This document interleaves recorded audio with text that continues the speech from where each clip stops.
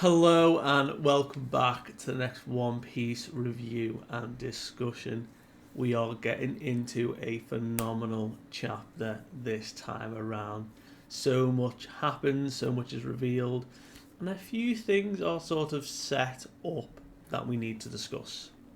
So, without further ado, chapter 1147, the things we find scary. So we are continuing Yamato's cover story, and this time we have the appearance of Raizo coming along, the daimyo of the Udon region now, coming to express his gratitude for what Yamato has done in dealing with Who's Who and stuff. So pretty nice to see some returning faces.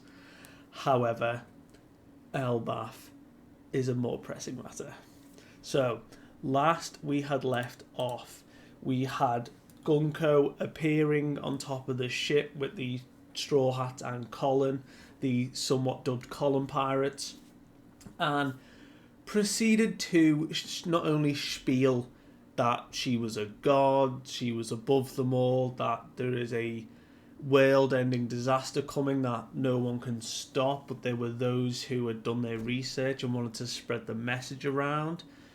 And she proceeded to prove to each and individual Straw Hat just how strong she was with these unavoidable attacks.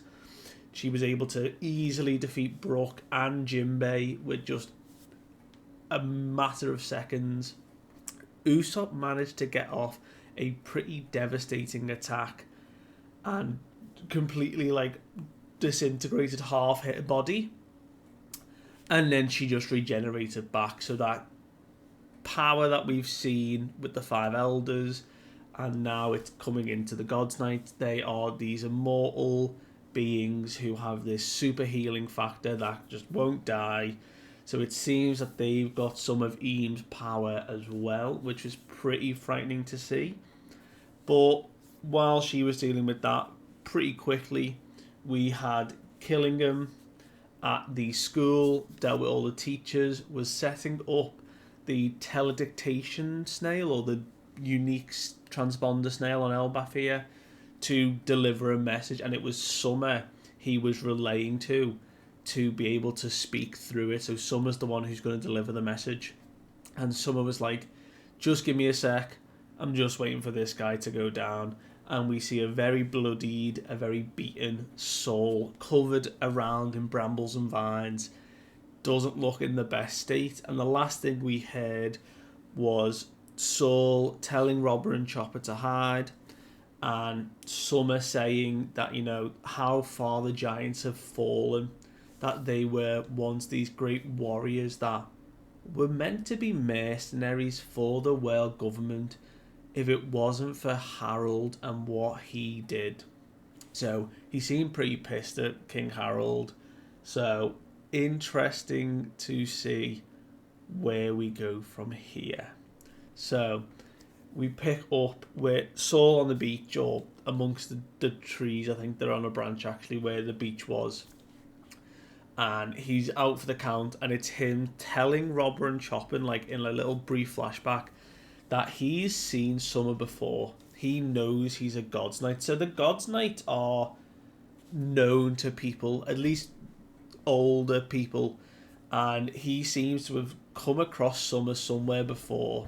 Now, whether that was during his Vice Admiral days or another time, we don't yet know, but he seems to recognise him, and he knows he's dangerous. He tells Robin and Chopper especially, they're immortal, we can't beat them. For the children's sake, you've got to hide for now until the moment is right. And it is, Summer just sort of gloating like another survivor of O'Hara. Like, the Marines sure dropped the ball, didn't they, having two escapees? And he's falling to the ground, and we hear a brief sniffle, and we can see it's Chopper and Robin making a brief bit of noise. And Summer at first is questioning it, and then immediately gets distracted because Gunko has appeared on the branch along with the four members of the Straw Hats all tied up. Now, we don't see Colin here, but she's brought the straw hats, she's rounded them up, they've all been tied up, and she seems like she's, done and dusted with them. And even Kiringham's like, whoa, whoa, whoa, hold up. Like, what is she doing? Like, we don't want to pick a fight with Straw Hat here. Like, we need to kind of carry on with just our mission and get home as soon as possible. And we can see that the Straw Hats are all in various, like, bindings and just, like, frustrated with what's happening. Nami's talking about Colin. Jinbei's trying to be very analytical, and it's like, you need to be quiet for a sec. I need to try and figure out how we're going to handle this ability of hers. This is bad. And the one person's reaction who is probably the most important here is Brooks. Brooke recognises her from somewhere. He doesn't know where, he's trying to remember, but he's like, that woman, no, it couldn't be her. And this is when Gunko, like, summons looks like a blade, like bandaged up, and like points it at Brooke, and they call her a zombie lady, which I think is funny, her being a zombie and Brooke being a skeleton. But Brooke recognises her, and she like kicks him down, and she's like, you're now gonna live as my servant and devote your music to me. You belong to me now. And Brooke's like, what? Like, not a chance. And then all the Straw Hats are now reacting to, like, she's a fan of Brooke's music. She's just one hell of a groupie. But the fact that she is not only a celestial dragon but a fan of Brooke's music is so, like, weird to them. But where does Brooke know her from? It brings up the question of Gunko's past. Because she's certainly well trained. She's certainly very efficient. I doubt that the God's Knights are born celestial dragons. At least in Gunko's case. I can't speak for the others yet. But if she is a fan of Brooke's music and Brooke does recognise her from somewhere, it begs the question that, was she someone Brooke knew a long time ago? Crossed paths with, loved his music.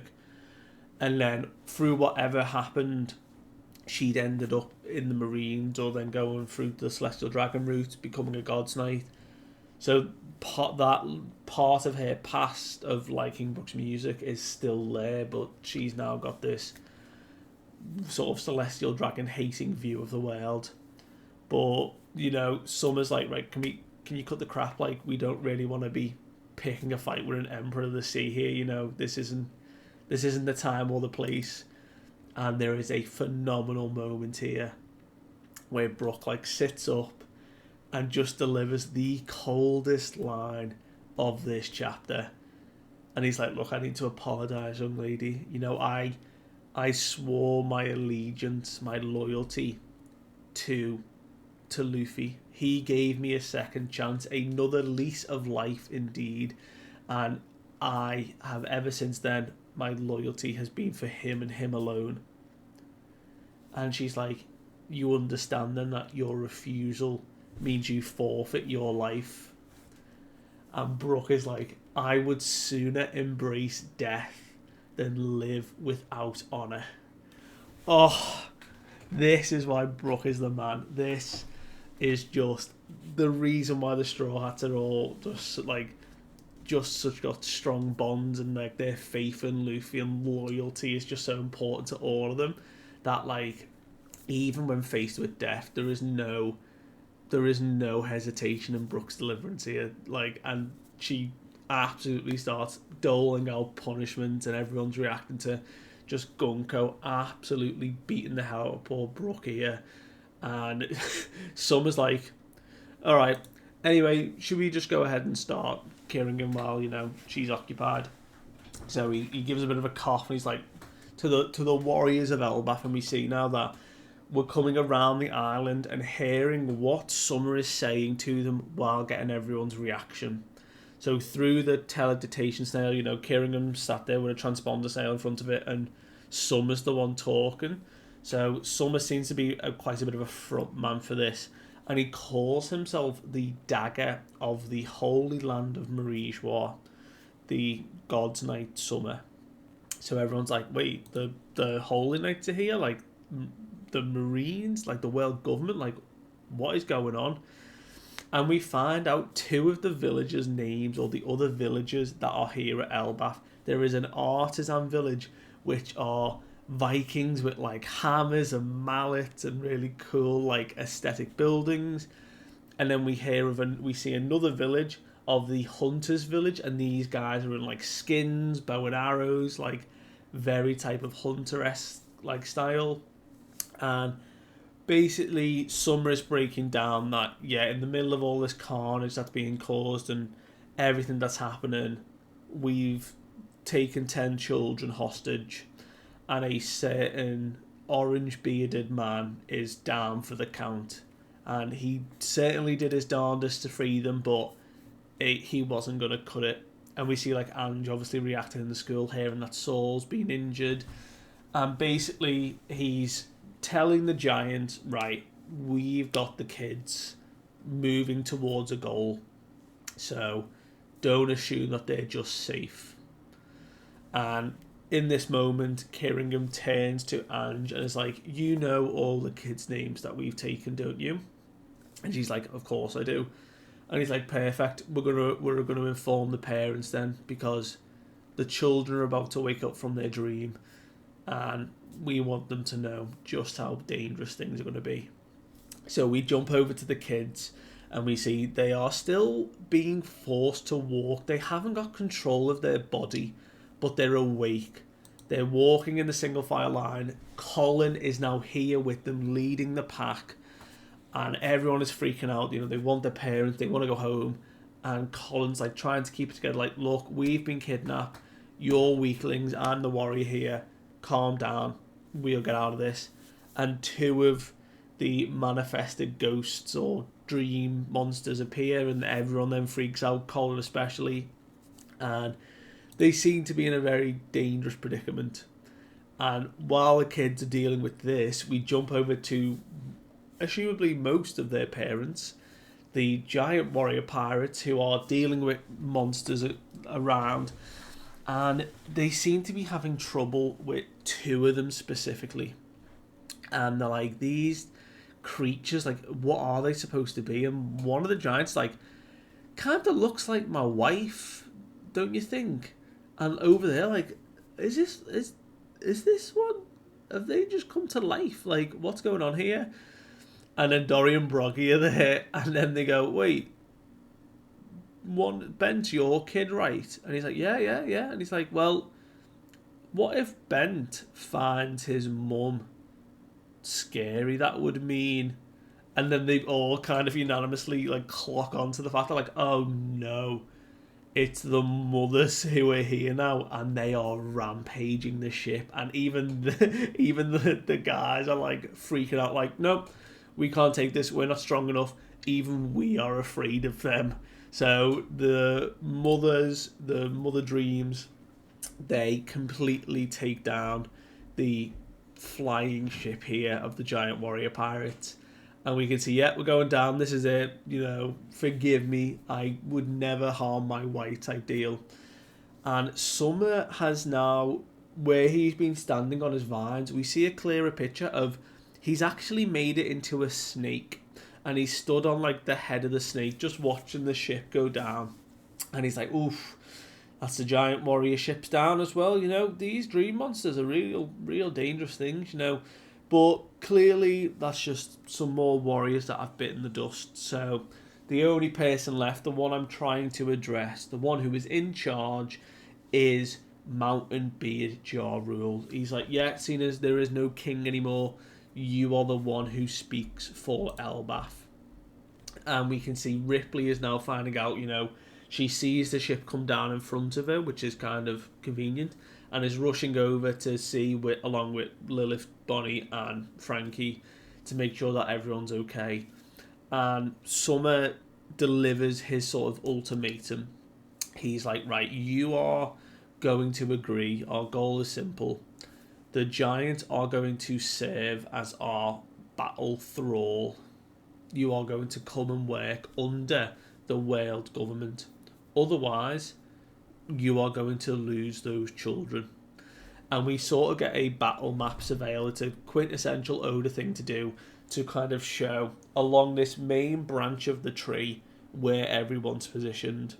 So we've got the library at one end, right by the tree trunk, where Killingham is, where Ange and the other teachers are.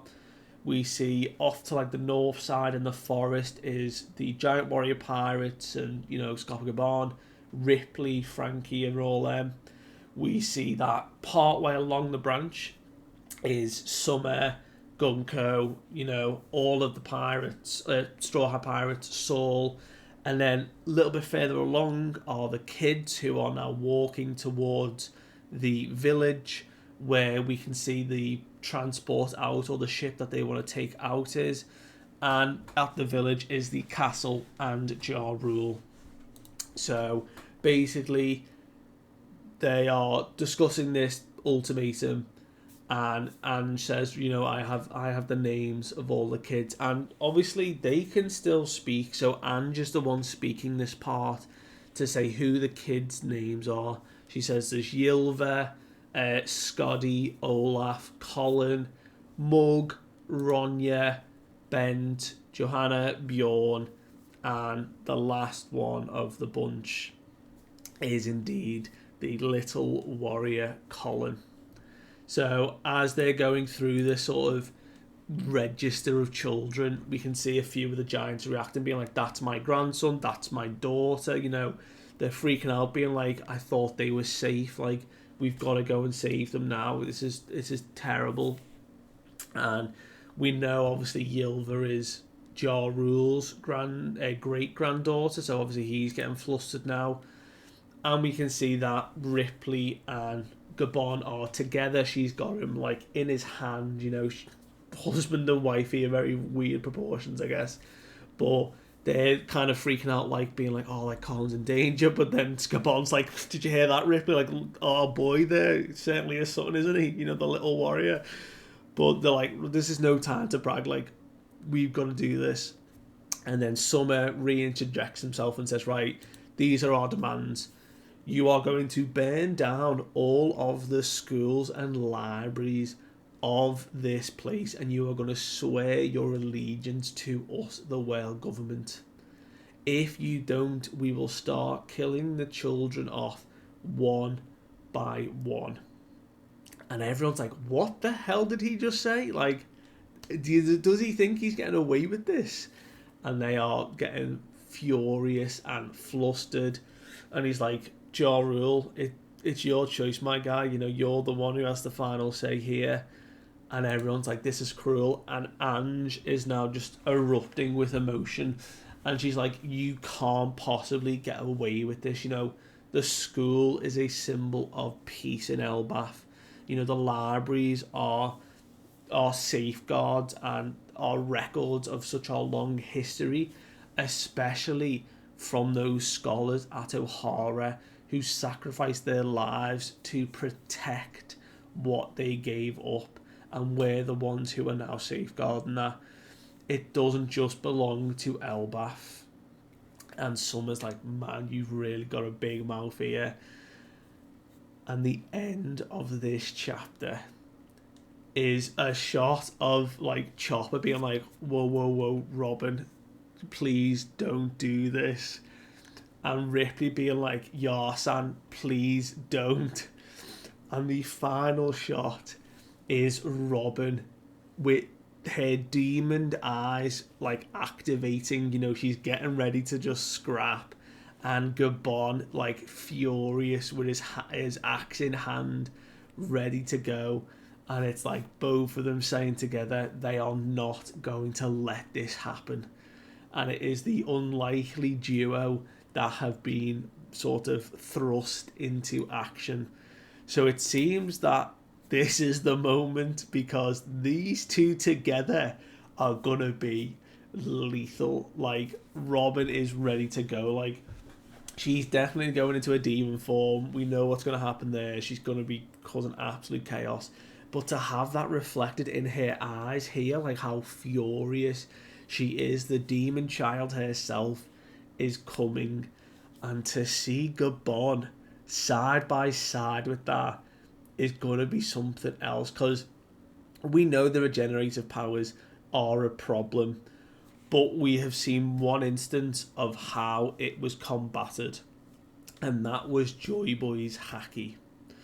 So obviously when Emmett caused the knot to, tear or explode or whatever, it knocked all of the Gorosei out of their demon forms. They were sent flying, they were sent back to Marijois, and they dropped their ability to do anything. I'm pretty certain Gabon is aware of that. And it might be something to do with Conqueror's Haki, like fueling that even more into your attacks, or, disrupting the powers in some way.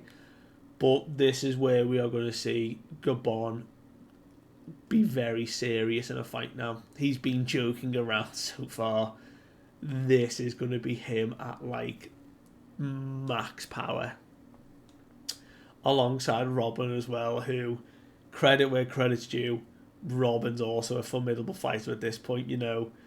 I don't think anyone wants to go up against her. She might not be, the monster trio, but she can certainly stand toe-to-toe with many, many big fights. So I hope we get to see this, because obviously, at some point Luffy and the others are going to hear about what's happening. They're stuck down with Loki in the realm of the dead. So I want to see these two fights. I think this is a pairing that was so unexpected, but is going to be so good to see. But let me know what you thought of this chapter. I do appreciate you listening to me rambling on so much, but thank you for watching. I will see you guys next time. Bye.